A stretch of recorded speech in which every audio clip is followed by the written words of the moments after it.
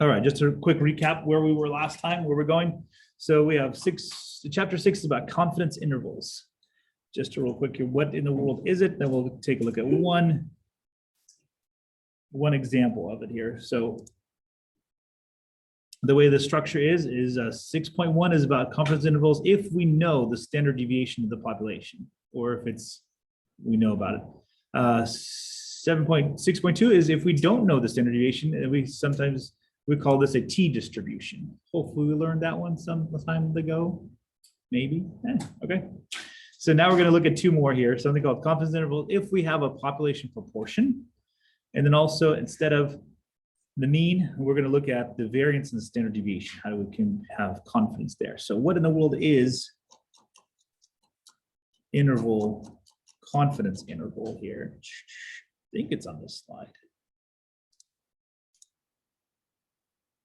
All right, and this one, just real quick here, this is kind of what a confidence interval is. This is probably the best kind of nutshell explanation here. So you have a college administrator or director wishes to estimate the average age of students currently enrolled.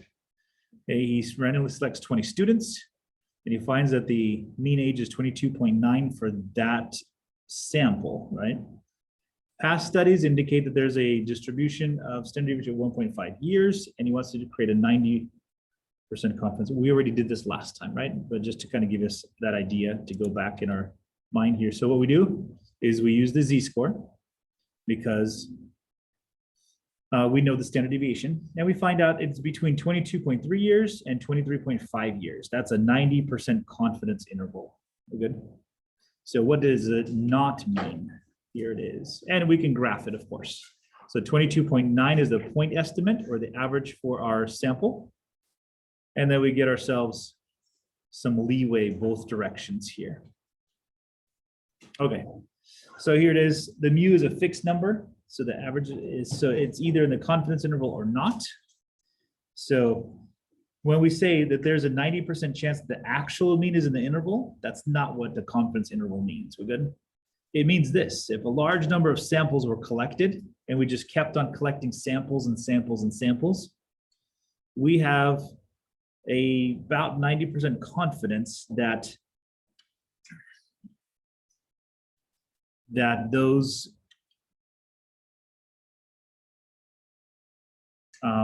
intervals will contain the average. We're good. So how about this? This would be a good one here. So let's say we did this 10 times. We took samples of 20 students 10 times.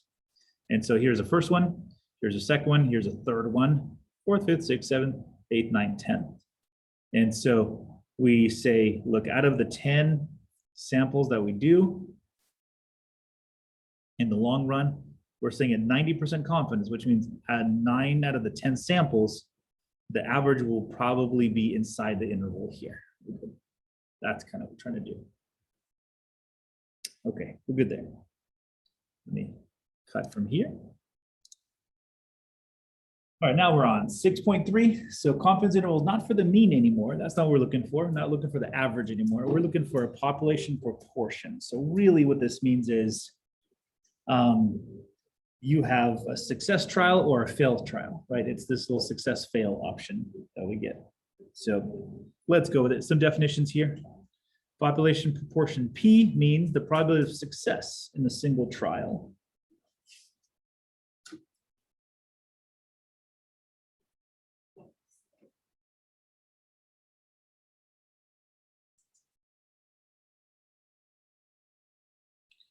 That one I should write down, even though it's not highlighted.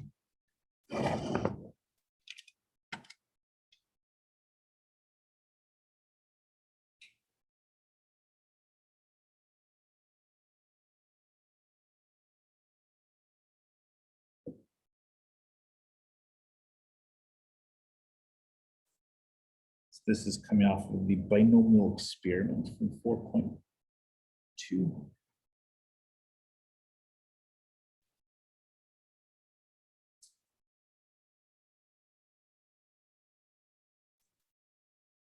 So very similar variable, the same here. P, remember we use that for the probability of success. We're going to keep on using that as the probability for success. And so there's P. And so now let's And that's the population proportion, right? That's on discrete proportion. This is like percentage of males taken statistics, right? It's either yes or no, right? And so it is the proportion of the population that has that. And usually it's a yes or no. So let's go with it. So now the question is, how do you get the point estimate? Just like the X bar or the average, the mean was the point estimate for 6.1 and 6.2. The point estimate for P of a population proportion, or the number of successes in a given sample, there it is. P, we're going to put this little hat on P here. So P hat is equal to, and then we look at just X is the number of successes divided by the sample size itself.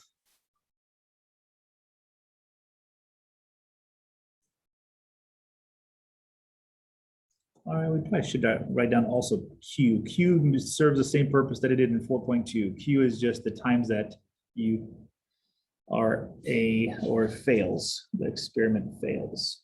So let's go through, it looks like 1, 2, 3, maybe 4 examples here.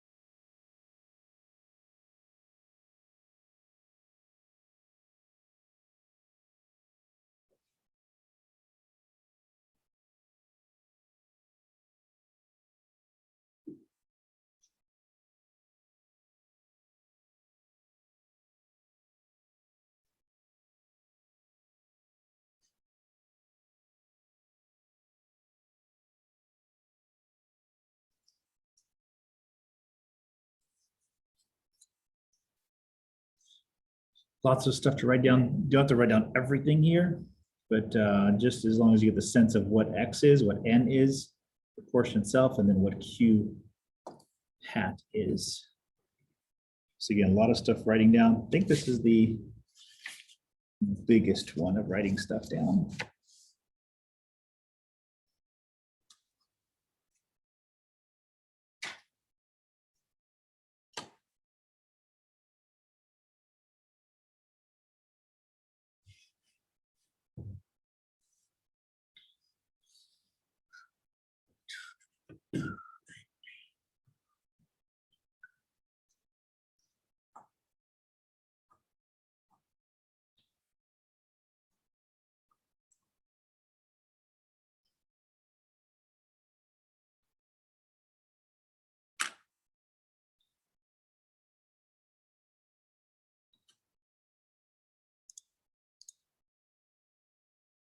All right, let's jam. Let's go with let's start with an example first, and then we'll get the equation for it here. So it is, so a survey of 1,550 US adults found out that 1,054 of them said that they use the social media website Facebook for the social interaction.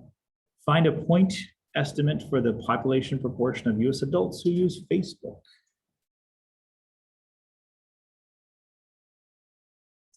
All yours. So previous slide, I think it gave us something about P hat on there. So think about, what does the X mean in here? What is the N?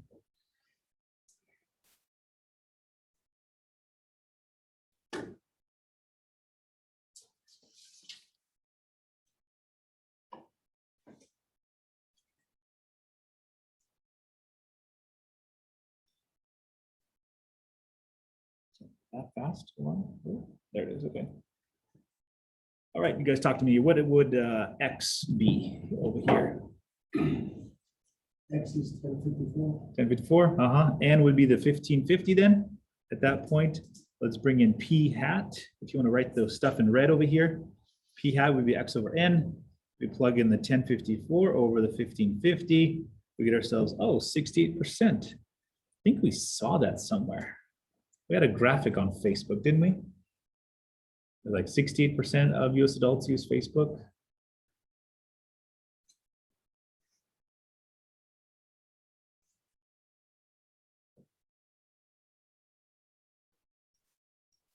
Okay, so this one is the point statistic, right? This is the exact sort of like middle of what we want. But we want to have this whole confidence intervals built in. So we're saying, hey, for another point statistic, I want to have 90% confidence they'll land in here, 95% confidence. Okay, so let's go with it here. One more page of formulas.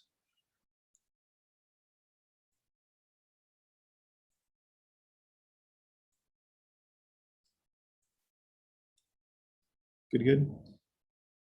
So now we got another one here. So now this is the confidence interval for the population proportion.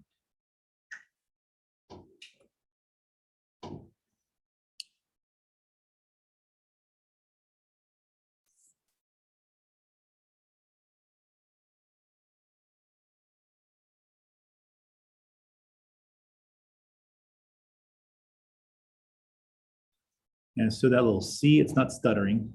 That little C confidence, that's either 90% confident, right? 95% confident, 99. So whatever the C value is for your confidence. All right, so we have this little E value, which is our error, right? Margin of error from 6.1 or 6.2. Here we have ourselves our Z-score by the square root of, hey, look at that. P hat, Q hat divided by N. That's what we have here. We're going to add it to P hat and subtract it from P hat in order to get our confidence interval. So once we see the numbers, I think it'll be easier for us to see.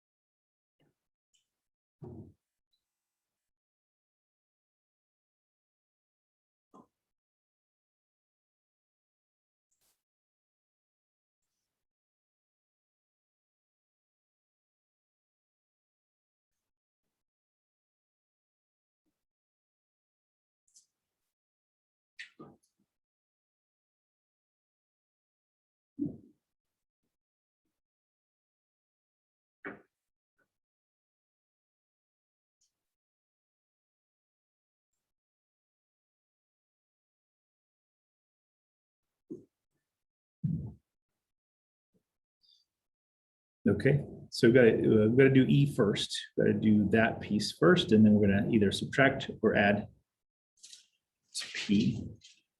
Okay, let's use the same numbers that we have now. And again, tell me if I'm going too fast. If not, we'll go. So here's what we got.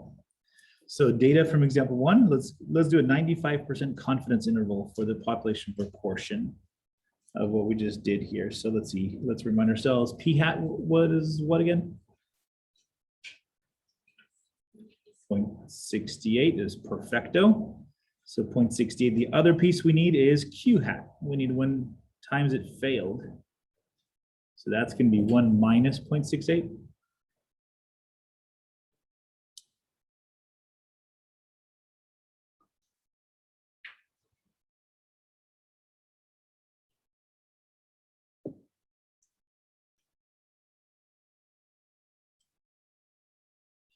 All right, 1 minus 0.68 gives you 32. That's cool. All right, so then N is, what was N again?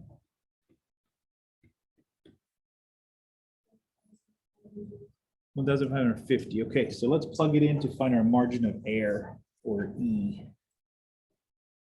Let's do that.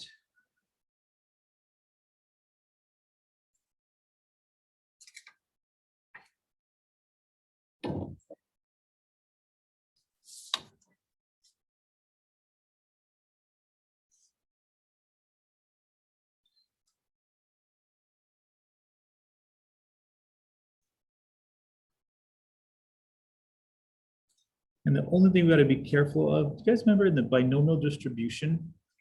Remember how we had, just to make sure that we can use the normal distribution, we had to use that little test here. So let's do the test real quickly here. So here, using n is 1550. Remember how we had to get these numbers above 5. If they were equal to 5 or below, then we couldn't use a normal distribution.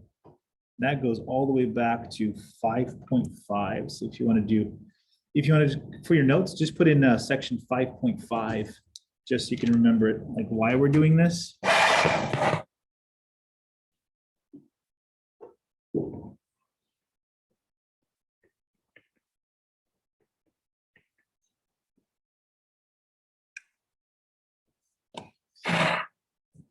In order to have a normal distribution, we have to have at least some kind of numbers, or at least data points. So if we were at a continuous interval, we just needed to get at least 30 people in the survey. But with proportions, you can't do that. Proportions, you need an amount of people, then also the amount of proportion that's there. So just to check from section 5.5, what we do is we go n times p hat. It gives us 1054. That's greater than 5. That's cool. Then n times q hat gives us 495. Both of them are above 5. You're fine. This should give us good statistics.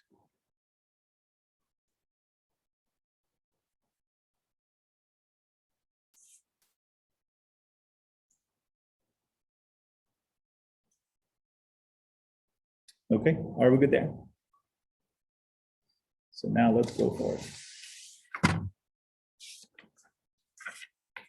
So 95% confidence interval, guys, look, what's the z-score that I'm looking for here? Got to go back in your notes now or in the book. So I need a 95% confidence interval.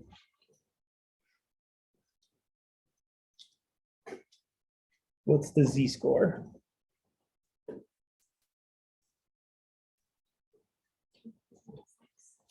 Again, 1.96. I agree with that. Let's go with it here. So using 1.96 for our 95% confidence, we've got to tabulate E.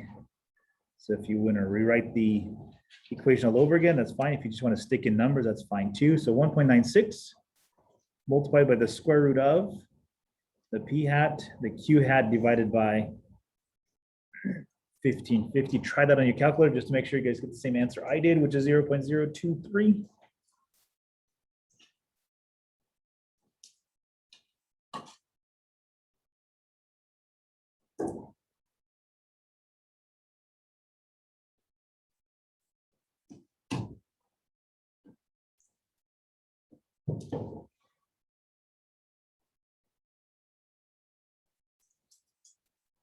All right, if you got that, you want to stay ahead of me here. So then let's take the p hat. We're going to subtract the e from the p hat into the formula from 3 slides ago.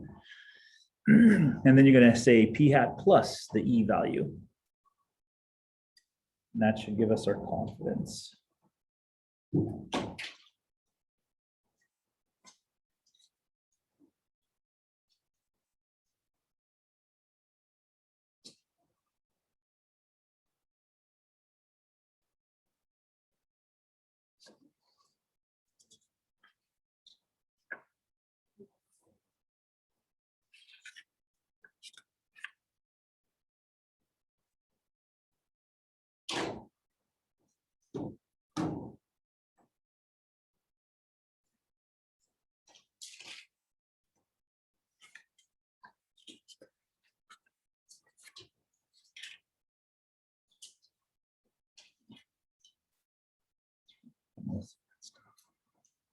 Okay.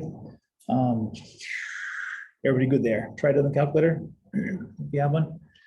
Raise your hand if you didn't get that, but tried. You want me to come over just to help you out if need be. Going once, going twice. Oh, now the calculator's come out. All right.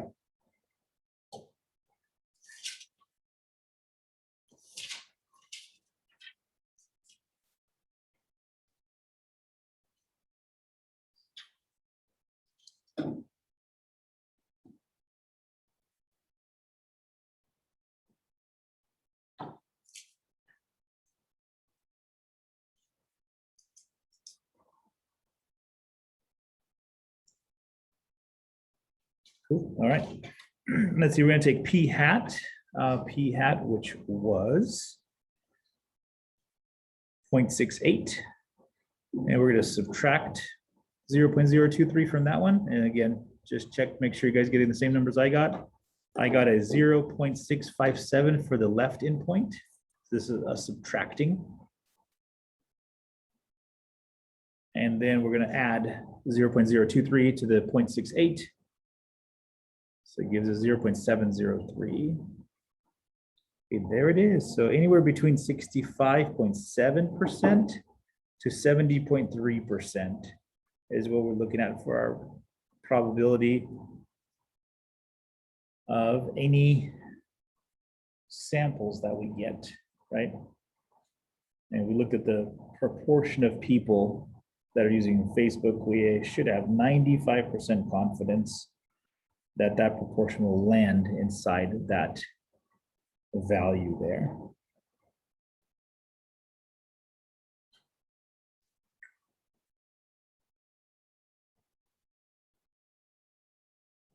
All right, and we can graph it. So if you guys want to graph it here real quick on a number line, you guys talk to me. Any questions on there? Because I see some people kind of staring at the board, some people are writing stuff down. So tell me any issues or just kind of looking through it. I'll have one for you guys to do from beginning to end here in just a second here, just to practice here.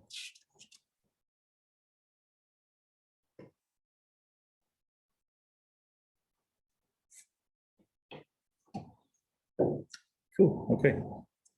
Boom, there's that. And then the graph of it. Graph looks like this. You don't need to put in all the stuff in the interval. Normally, the easy way to do it is just to put in the 0.68, put a little dot there, and spread out evenly on both directions. At least if I can have the values on top, that's the important part right here, the three values here. The point estimate, and then what's the end of the intervals. 65.5-ish to 70%.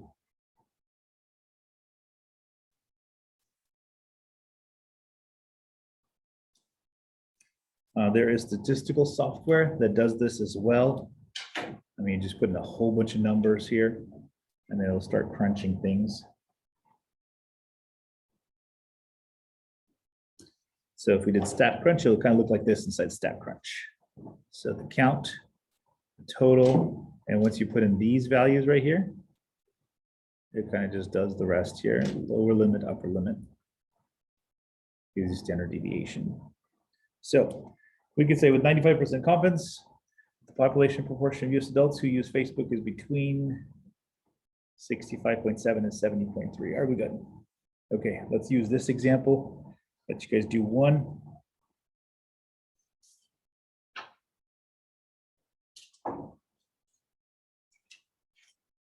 All right, from beginning to end, let's see what we can end. I'm going to give you guys some time here. So here it is, example 2 for us.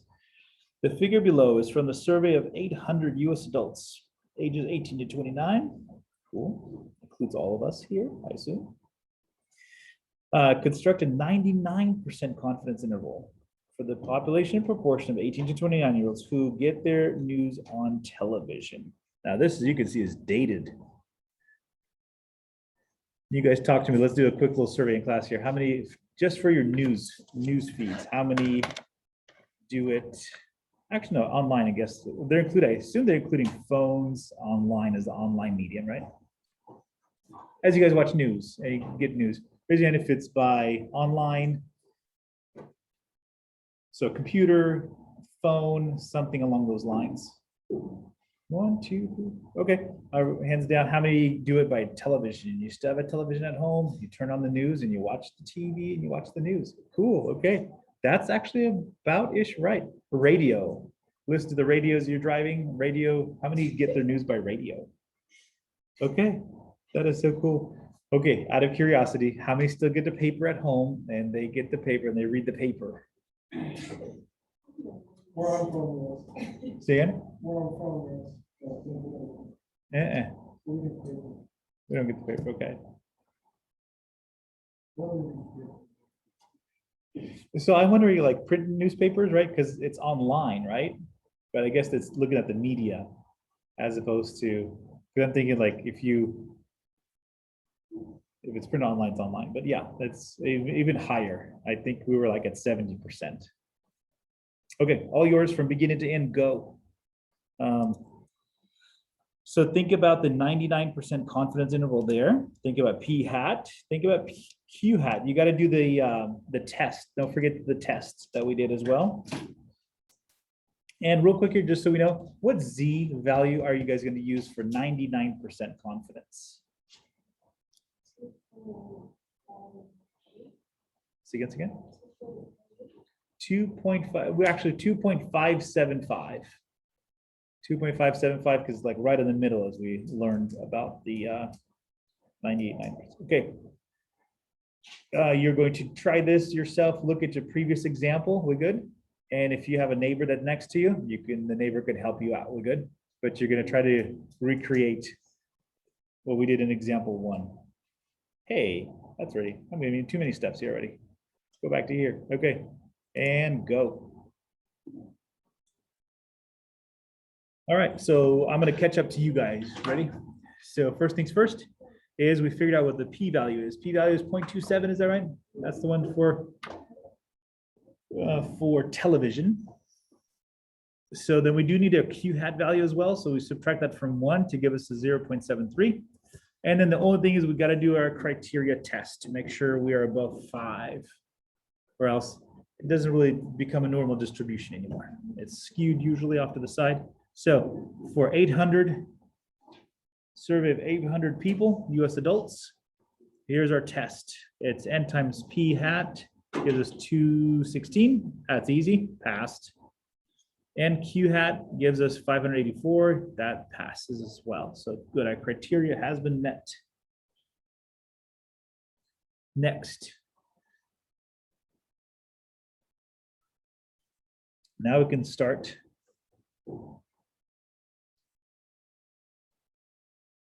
finding our E value, our margin of error.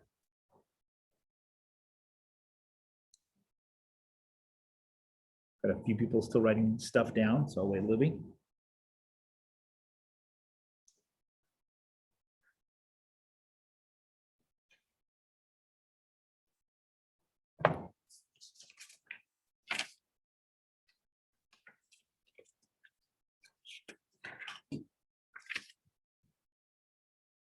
Cool, cool. We good? Okay, and then let's jam. So Z value should be 2.575. The margin of error then would be, and I think people that got to, I think most of you guys got to 0.040. Is that right? I think it's 404 or something, right? So if you got about 3 decimal places, that's about good enough.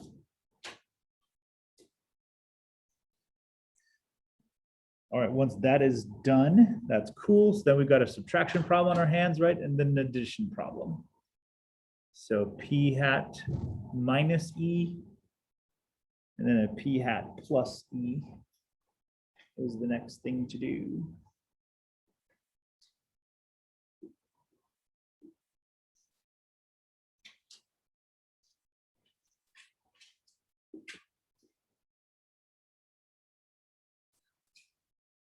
Okay, tell me if I'm going too fast as well, okay? So left margin, here it is. It's the P hat minus E, which would give us 0.230. And then we're gonna add the 0.040. That gives us a 0.310. And there it is. And if you got to this step, can you guys do a quick graph of this? If you're there.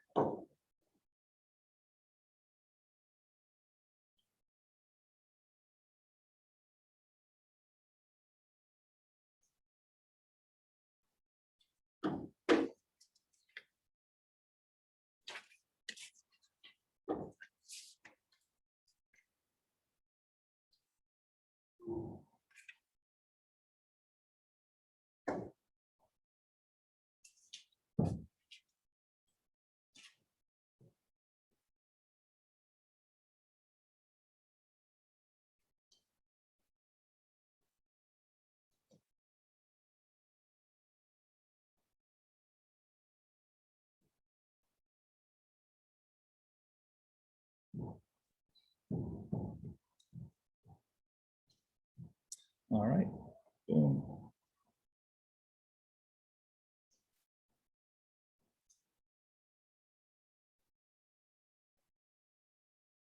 And the graph of it should look something like this.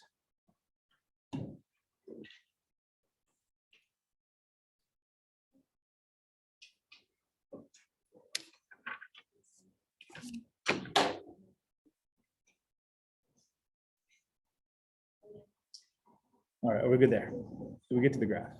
Easy. Yeah, the only thing that's just to calculate in the Z. I'm sorry, count the E value. That's about it. Okay, how are we doing? Good, good. Okay, next one. Notice we always have to have this criteria that we follow. So question comes up is, what's the minimum size needed? So do we really need 800 adults for the survey in order to do the computation? And so a lot of times is gathering data is very expensive.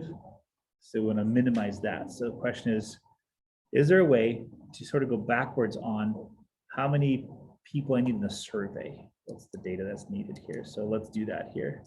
I go jump to this right here. Another formula, of course, but here's your N value. So given a certain confidence that you want to have and a certain margin of error that you have, it's kind of going backwards a little bit here. What's the minimum sample size that's needed in order to estimate the p-value?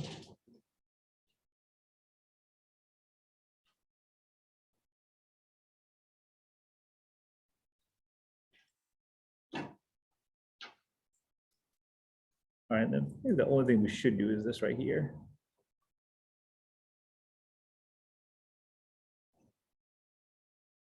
Yeah, I probably need to write down all these here. So here's the formula. N is equal to p hat times q hat, and then it's going to be your z-score over the margin of error squared. So a few things that we need to know is if n is not a whole number, we're always going to round up to the next whole number. So always round up. The formula assumes that you have an estimate for P and Q, and if you don't, right here, if you don't, then we're just going to use half for that, half for that. So if we don't know what the value is,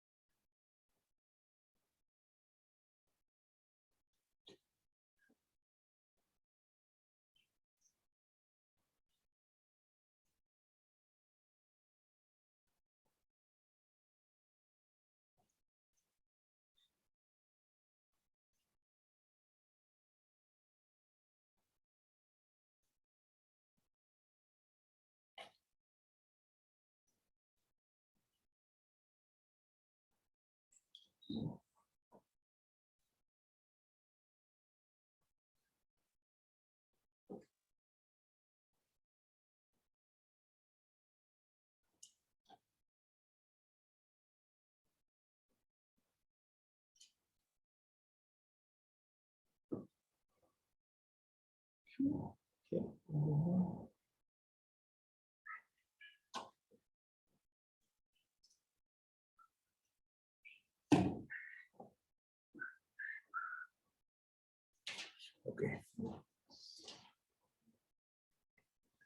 So there's a formula here. Again, we always want to have a whole number because you can't count half a person or a third of a person.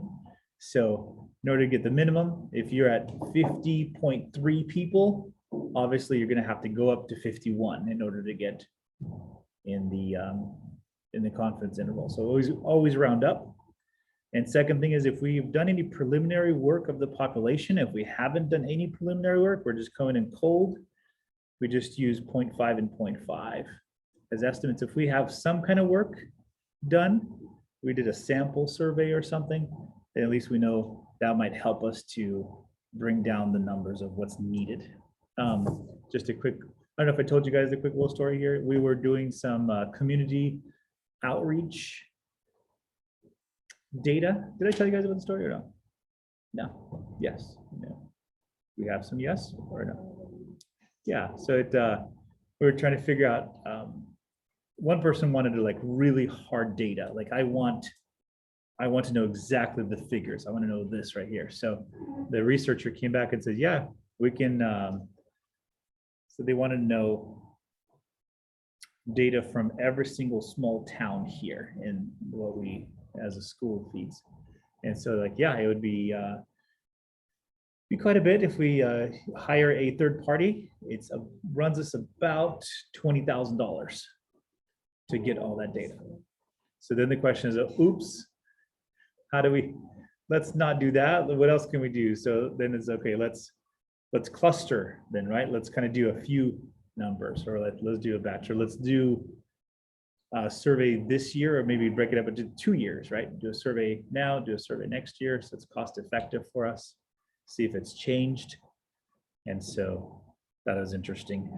So this is all right here. This is it right here. This is this whole concept of how much do I need? How many numbers do I need to meet? Okay, example 1 of this stuff. Here it is. You're running a political campaign, which to estimate with 95% confidence the proportion of registered voters vote for your candidate, and you must be accurate to about 3%. We're going backwards now. Find the minimum sample size that's needed for that. Little problem is we're coming in cold. We have no clue on the district or the county. So question is, what's my Z-score here? What's the Z-score I'm looking for?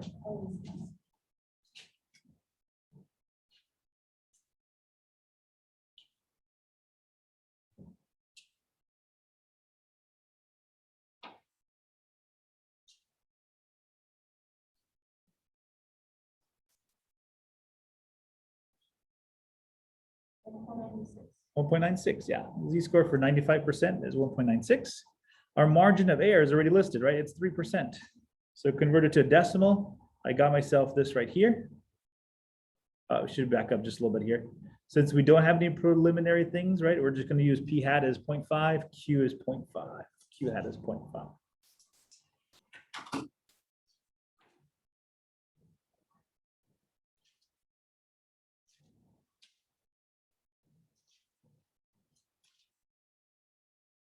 I think we'll be right on the money.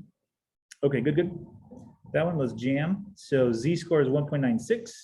The E is a 0.03, so margin of error. And let's plug into our formula from 2 slides ago.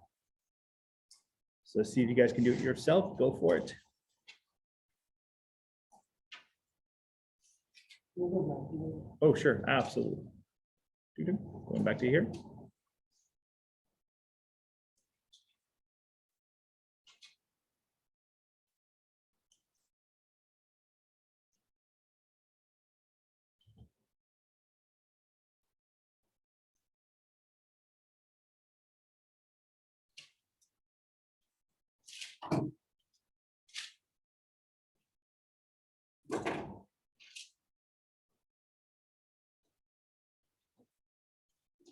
Just trying to find it, right?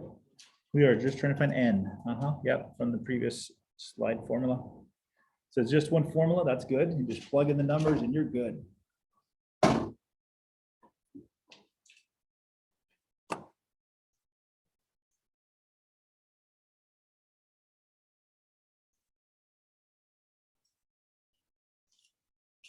So Z-score given, E is given. Let's plug into formula, see what you guys get, and tell me anybody got something yet.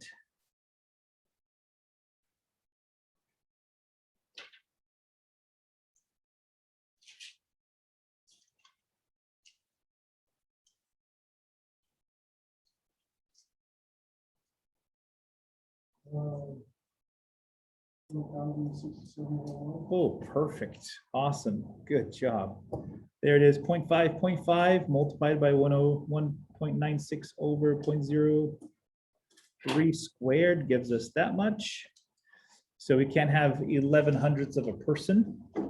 So we are going to have to round up a little bit here. So how about 1,068 votes or voters will be needed in order to at least get measurements that we want.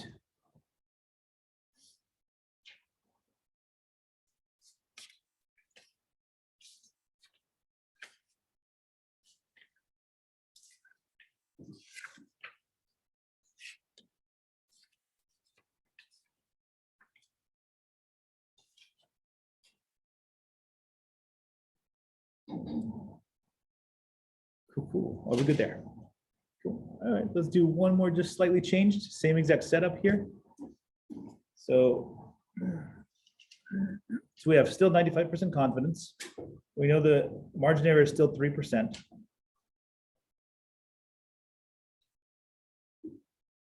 But now we have a little bit of help here. We found out that we did a preliminary assessment already. We found out about 31% of the people like our candidate, which is not a good thing.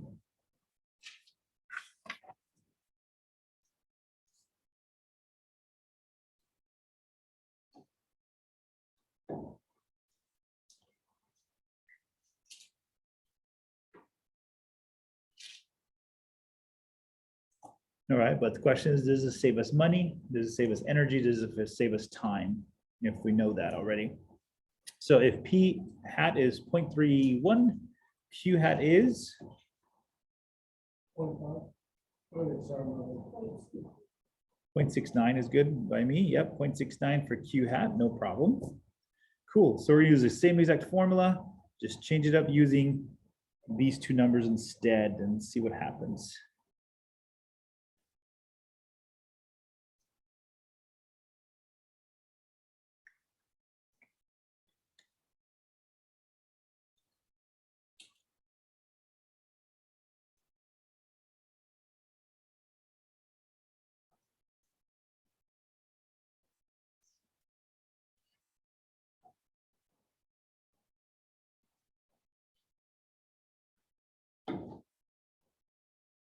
I'm gonna go with it here. So that one, margin of error, it's cool, but plug it in, puts a 0.31 in there and a 0.69. And you guys okay about 913? A little over that, just a tinge over that, right? But again, still have to round up. So I'm thinking to myself, I need 914 because I already did the preliminary work. Instead of 160 people, I need now only 920. So call center for me costs me what, $300 an hour? They do about 100 phone calls an hour. I'm thinking, yeah, that's cool. I'll rent the call center for about 2 hours less, and I'm going to save myself about 600 bucks. Okay, we're good there. That's kind of like the decision process there to be made. Okay. All right, now we move on to 6.4, last section of chapter 6, and we'll be done. So this one is not trying to figure out the average. This is not trying to figure out the proportion. This is now trying to figure out the variance and standard deviation. So how much spread is there in the data? That's the question, compared to the population. or compared to other samples. That's kind of what we're looking at. Okay.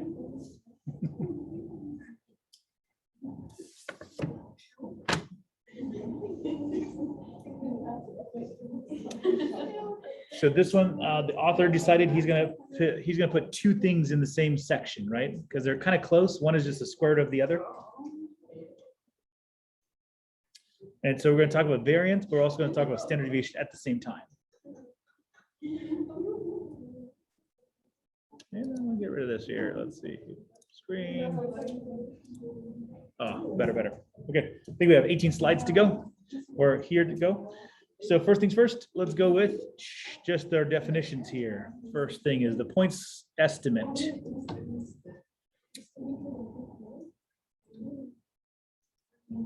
So for the point estimate for S or standard deviation squared or sigma squared is S squared.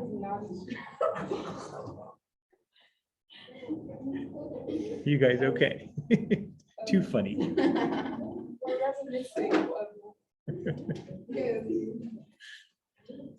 Okay, so they got the other one here is standard deviation or sigma. The point estimate is just S. And so it's really just between a Greek letter S and an English letter S. That's the difference there.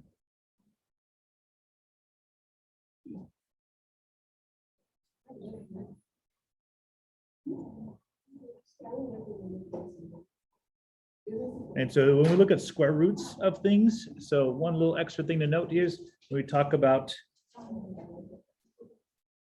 confidence intervals, we normally use S squared for the confidence of it.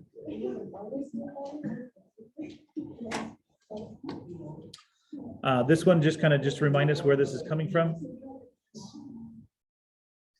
So we got variance is sigma squared. The sample statistic would be S squared, right? Because there's a difference between population and statistic. We had the same thing for average, right? For the mean, we use a Greek letter called mu for the mean. But then for the average of the sample, we just put X bar on it. So that's the same thing there. So what are we going to do? We're going to use another distribution that's been developed over the years.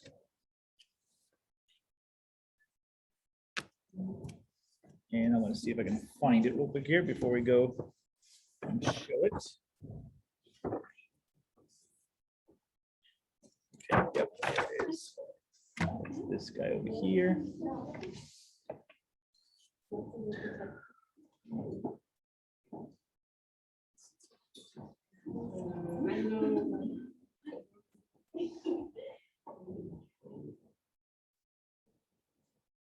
And another slide to write stuff down on, and then we'll go through stuff.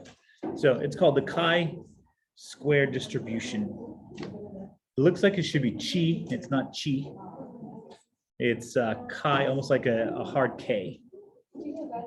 Yep. Going back real quick here. Yep. And so we're going to use the chi-square distribution. We're going to construct our confidence intervals using that. So again, different. We're using the mean. If we try to get the proportional population proportion, we use Z values. Here we're going to use another value. So the only thing is we do have to say that it has a normal distribution. And if it does, then we plug in this little value here. So chi squared is equal to n minus 1. And what we do is we take the sample standard deviation and square it, or take the variance, and then we take the variance of the population itself and we divide that out. And this works for any values of n or greater than 1. So if you have 2 people, 10,000 people, doesn't matter, this one at least makes some value.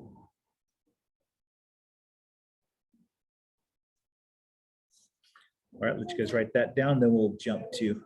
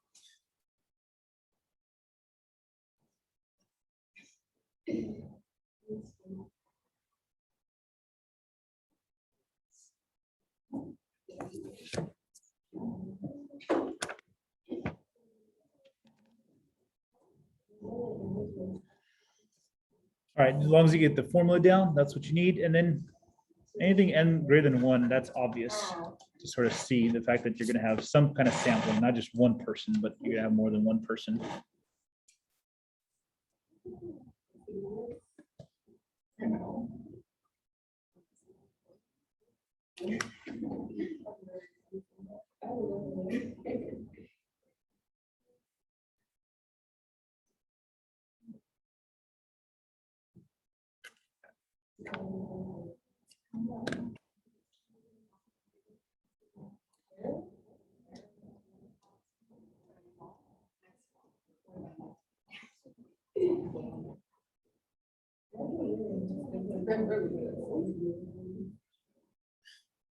All right, tell me you guys done, or I'll wait for pins down. Good, done, okay.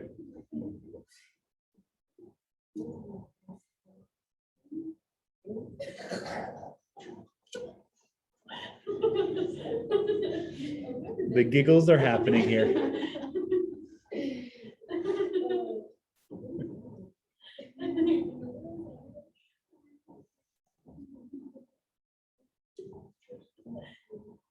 All right, we good. Let's go with it here. So here's our formula. Before we get to the formula, let's figure out what in the world is this even talking about here. So notice the n-1 has to be here in the formula because we're looking at samples. So it gives us those, remember those degrees of freedom again? So don't write down the next 2 slides or the next, so many slides here, but I will just tell you, it's on page 330. If you want to just refer back to it here, we're just going to go over what in the world is chi-squared. What is that? So first things first is all chi-squared values are going to be greater than or equal to 1 or greater than or equal to 0. Just real quick, what in the world is this? What does this mean? In order to do this, we're going to have to do degrees of freedom like we did the T's table. And the other part is the total area underneath the curve has to be 1 because again, we're trying to use it for probability eventually, right? So it's we're trying to make a normal curve, but it's not normal because we have 2 little values here and we're looking at different variable. We're good? Okay, what does this distribution look like? So what happens here, it is positively skewed. It's not symmetric because we don't have enough normal distribution to make it symmetric. And it looks like this right here. So it's if the degrees of freedom is just 1, it's really, really stacked up high. And as you go to more and more degrees of freedom, the closer and closer it gets to a normal distribution, which kind of makes sense, right? Because and then you can get a normal distribution out of it. So some notation for us to think about. There's a R and a L. So there are 2 critical values for each confidence interval. There's a right value and a left value. And so if you see a chi-squared, and this is a Greek letter. I think so. Yeah. To the right, it just means you want all the stuff to the right of the value. If you go to the left, then you want all the stuff to the left of the value.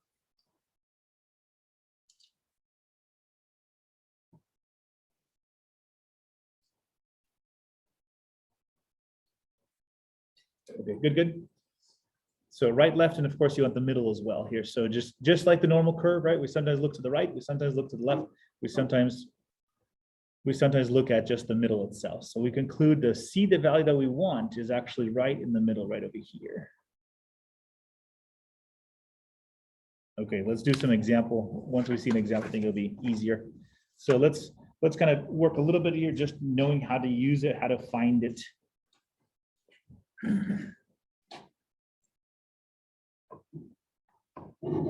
So example coming up, let's go with it here. So find the critical value for the right value and the left value for a 95% confidence interval when we have 18 people that we've sampled.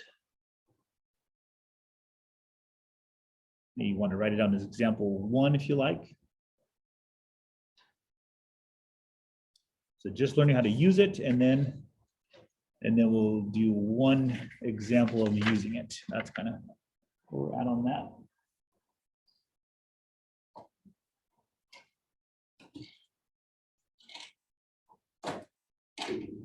I'll check out something as well. Okay, so let's learn how to use this.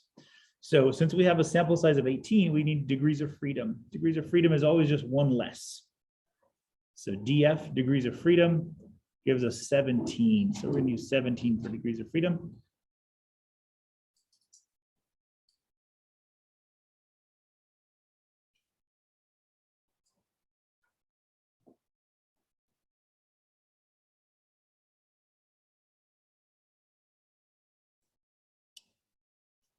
So now, because we want 95% confidence,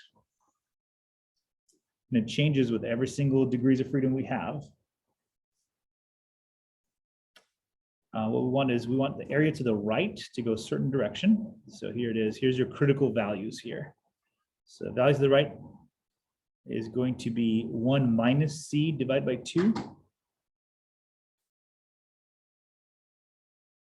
And now we probably should write down over here. So chi squared to the right is 1 minus C divided by 2. So 1 minus 0.95 divided by 2, which gives us 0.025, what, 2.5% to the right.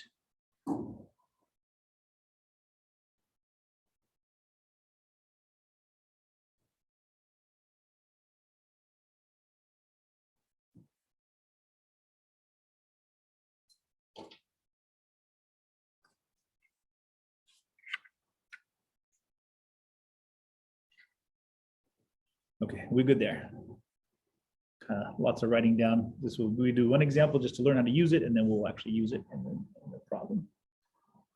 Okay, to the left. Formula to the left goes like this. It's just 1 plus C divided by 2. So it's the high end value now. And you should notice that we're just cutting off 2.5% on one side and 2.5% on the other. That's kind of what we're doing.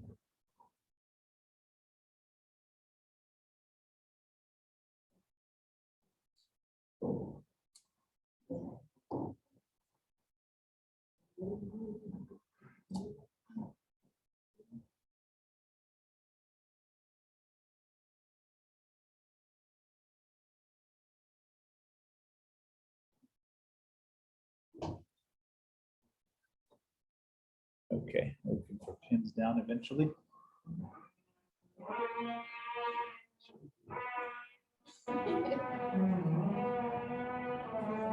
right, they're doing some work over there. Okay, let's go for it here. So first things first is, I guess we should go this, grab your textbook, because that's what we'll need. So notice this little, I'll let you guys grab your textbook first. We will have to go to that little back flap out in the back of your textbook again.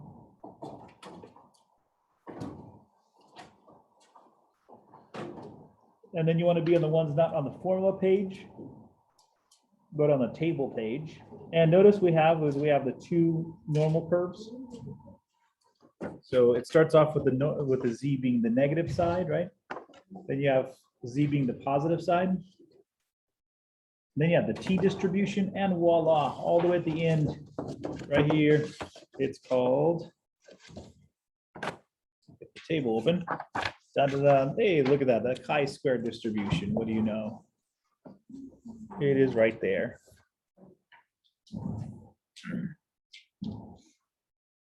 And so what we want to do is we want to go back to our 0.975 column. So let me go back now. Let's do this one here. 0.975. Anybody see that column over there on your? And then what we do is we just scroll down to find 17, which is your degrees of freedom. Anybody give me that number? 7.564, right? Boom, let's do the other one real quick here. So 0.025, find that column. Scroll down to 17, and what do we have there?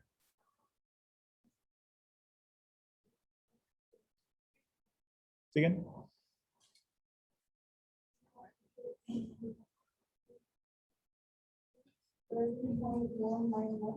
30.191 sounds about right to me. So there it is. It's your degrees of freedom being 17. You got your right value, you got your left value, and we can write down both those values. So 7.564, 30.191.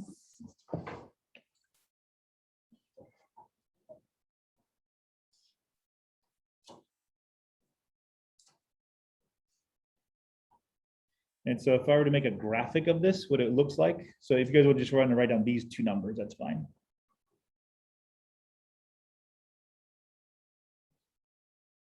So now let's put the formula together real quick here. So what this means is a graphic, if you want to, kind of looks like this right here. So 95% of the data is in the middle. Notice the 17 is kind of where the value goes up, but you're eliminating 2.5% on one side, 2.5% on the other. You're just trying to get that value there. Okay, just a graphic to illustrate. Okay, now let's put it to our formula that we have.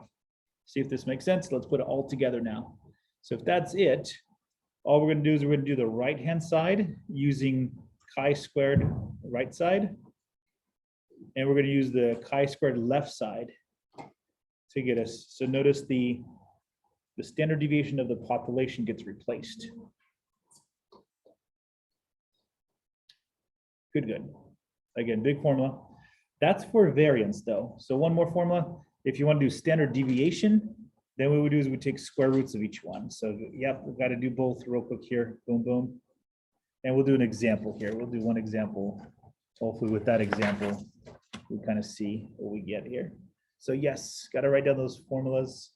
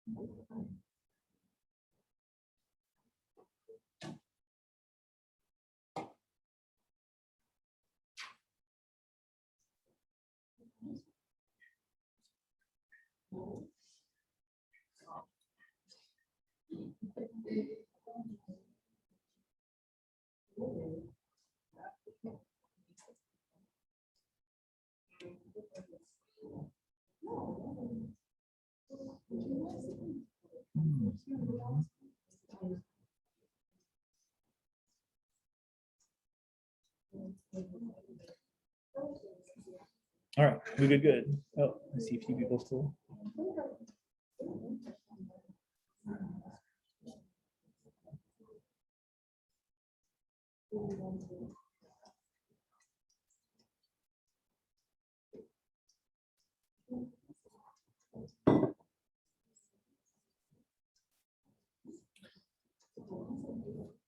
Good.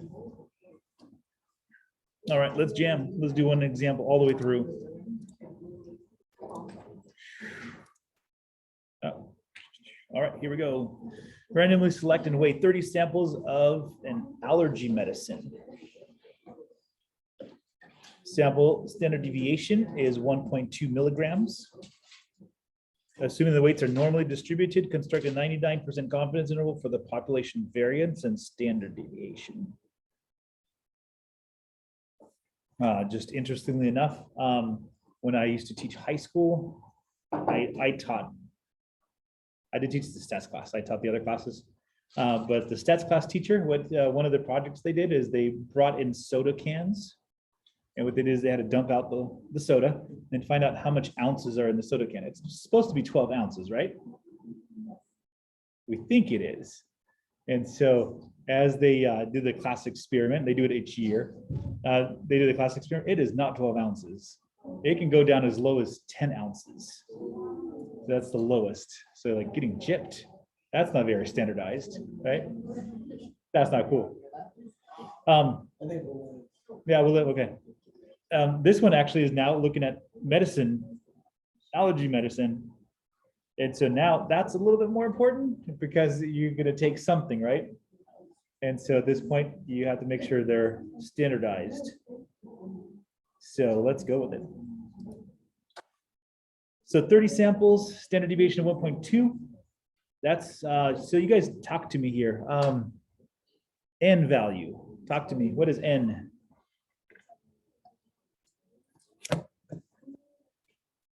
Euphoria, give me N.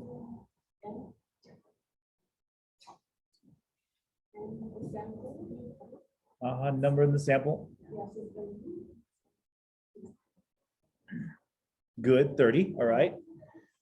Degrees of freedom, anybody? Degrees of freedom. Anybody, what would be degrees of freedom? 29, awesome, there's just one less. What is S?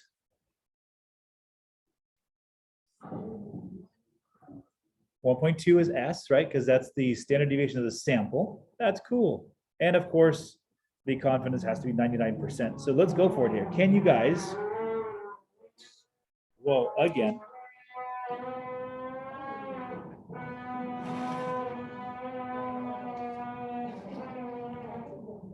find me this and find me this right here. Can you find me the right and the left values that we need? And remember, the formula for this one is 1 minus C divided by 2. 1 plus C divided by 2. So can you guys give me those? And it should make sense as soon as we find them. And you're like, oh, that's easy. We just need this and this from each side.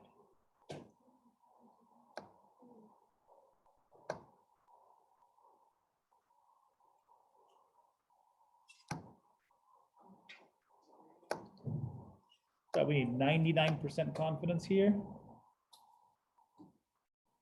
So I'm going to go 1 minus 0.99 divided by 2. And what do you guys get for that?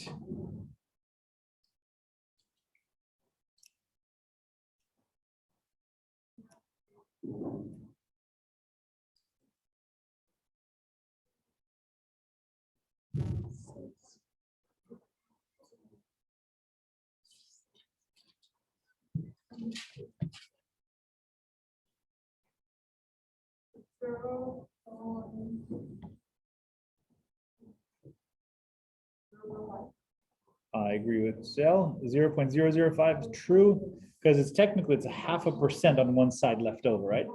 If you go this way, divide by 2, this would be the other 0.5% that's left out on the other side. 0.995. Yeah, so 99.5% is done on that side, and then 0.5 is left out on that side.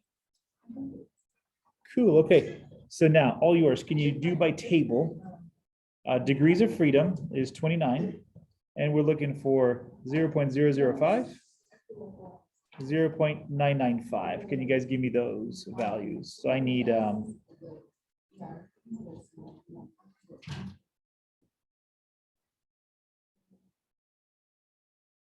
I should say area, right? I should say area here. Area.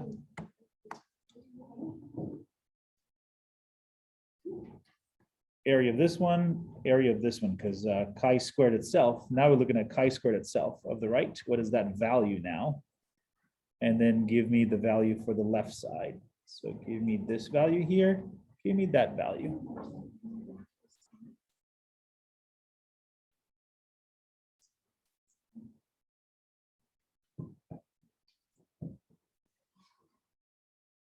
So this one got to look on the table. Think about that guy, 29, something about 29, and something about a column being 0.005. And I think you have to look at a table.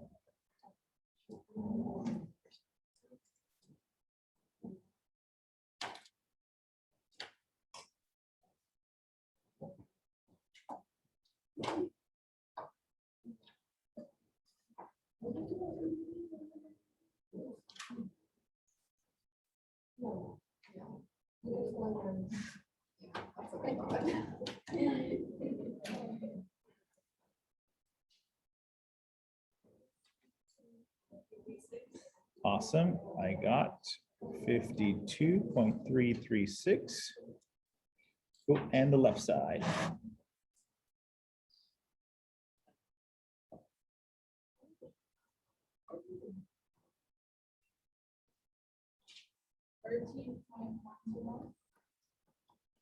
Awesome. Got that. That's perfecto. Okay, you guys talk to me. How many did not get those numbers or don't know where those numbers are coming from? That's what I want to make sure that we're okay. This is the table. This is in the back of the book. This is table 6. That's what we just looked at right here. We got those values from the table with degrees of freedom being 29.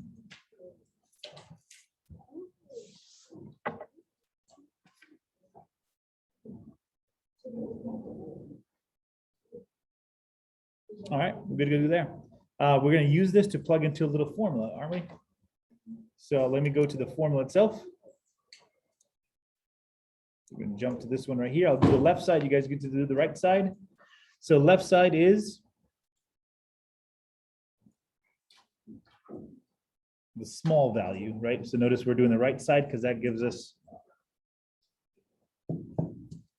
the big divider, right? We're going to divide out the small side by a bigger number here. So n minus 1 is 29. Standard deviation or sort of variance that was given for a sample is 1.2 to the second power divided by the 52.336. I get a 0.80. Give you guys a minute. Try the other side. Try the right hand endpoint.